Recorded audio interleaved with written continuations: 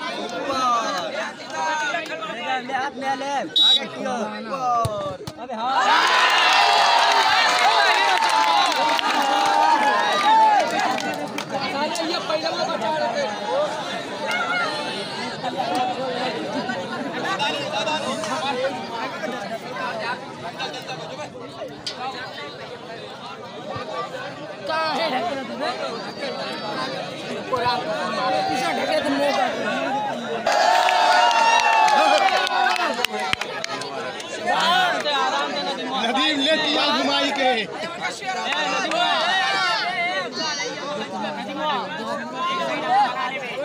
उजियाना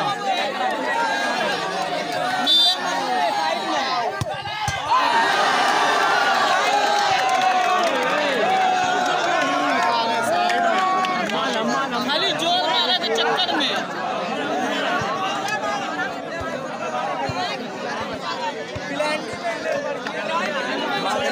तो सामानवा मारे खाली मोड़ो तेरे आज तू लोग किस्मत साथ दे खारिया मादरम वाले इधर कुछ बच्चा देख खड़े रहे इंसान है और हमारी बोला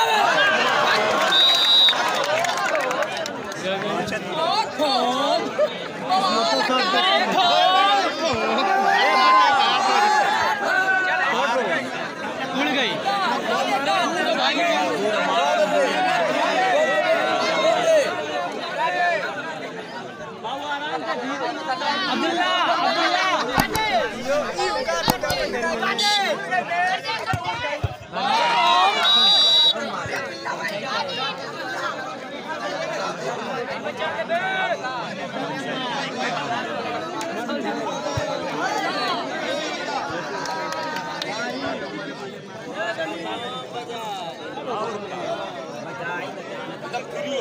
टेंशन नहीं बाहर ले जा नहीं हो रही है तब दिक्कत है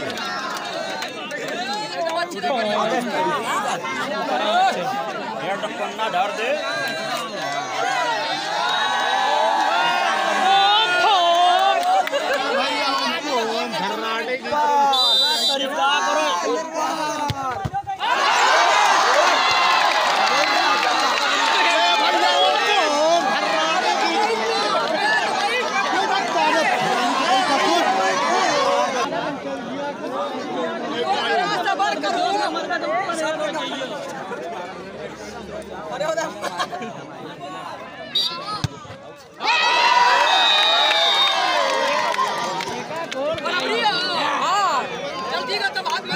मार दे एकदम उजियाना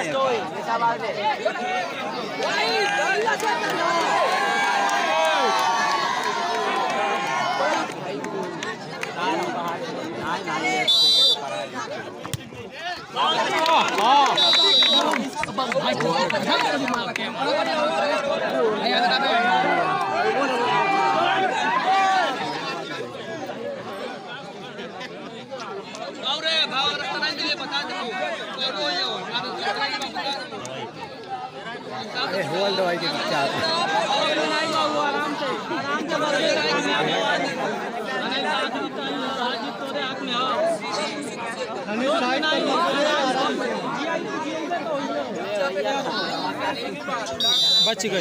बच गई